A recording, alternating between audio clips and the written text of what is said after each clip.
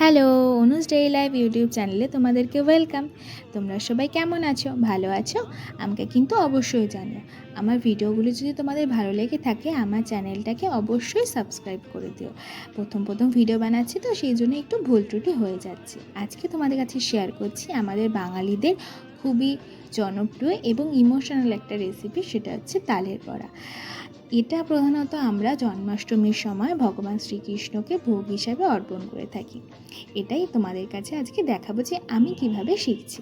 প্রথমে দেখতে পারলে মা তালের খোসাগুলো ছাড়িয়ে নিল, তারপরে তালের মাথার দিকটা একটু ময়লা ছিল সেই জন্য ওটা জল দিয়ে পরিষ্কার করে ধুয়ে নিল। তারপর দেখাচ্ছে যে কিভাবে তালের পাল্পটা আমাকে বের করতে হবে। তো তারপরে মা একটা দেখিয়ে দেওয়ার পর বাকিগুলো আমি করে নিয়েছিলাম। একটু সময় লেগেছিলো কারণ প্রথম করছি তো, কিন্তু সব কটা হয়ে গেছিলো। তারপরে মা ব্যাটার দিয়ে মেখে নিয়েছিল ওই চালের গুঁড়ি, ময়দা, তারপর নারকেল কুচি, চিনি এসব দিয়ে মেখে নিয়েছিল। তারপরে গরম তেল হওয়ার পরে একটা একটা করে বড়া ছেড়ে দিয়েছিল। তৈরি হয়ে গেল তালের বড়া। আজকের মতো টাটা।